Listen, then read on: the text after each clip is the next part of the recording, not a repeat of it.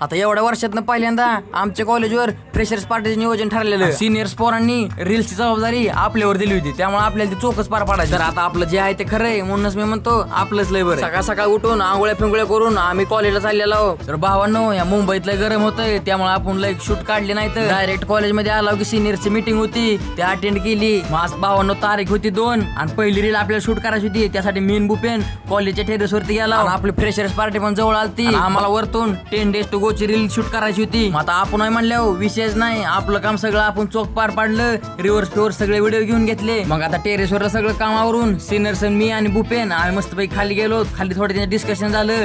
नंतर अजून एक रील शूट केली आणि तिथून डायरेक्ट कॉलेजमध्ये आलो. तिथं पण 1-2-3 रील शूट करायच्या होत्या. त्यासाठी आम्ही मस्तपैकी लोकेशन बघितलं, रील्स शूट करून घेतले. आता भावांनो, कधी नाही ते आपल्या कॉलेजवर फ्रेशर्स पार्टी ऑर्गनाइज झालती. सगळं ऑर्गनायझेशन सगळं सिनियर्सनी केलं. आता भावांनो, लय काय नाही, पण आपण बऱ्यापैकी सिनेमॅटिक शूट घेऊ शकतो, त्यामुळे त्यांनी आपल्याला निवडलं होतं. मग आता कॉलेजमधले सगळे शूट आवरून कॉलेजच्या बाहेरचं नियोजन लावलं होतं. मस्तपैकी शूट केलं. मग पुन्हा लेक्चर पिक्चर अटेंड करून मस्तपैकी आपण जिमला आलो. जिम फिम मारली आणि जिम झाल्यानंतर ना भावांनो, इतकं भारी फ्रेश वाटते की नावच काढू नका. चेहऱ्याचा डायरेक्ट ग्लोज बदलून जातंय. आणि तसं बी आपलं लेक्चर आज लवकर सुटलेलं, त्यामुळे भावांनो कधी नाही ते बास्केटबॉल खेळायचं नियोजन वाकलं होतं.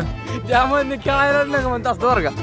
मी खेळतच नाही, मागून असलेलं कुठं नव्हतं. आता भावांनो, खेळा येत नव्हतं, त्यामुळे आपला बॉल वर अडकला. पण शेवटी आपल्याला कोरियन दादाने आपला बॉल काढून दिला. आता व्हिडिओ आवडला असला तर एक लाईक ठोका, लावा ताकद.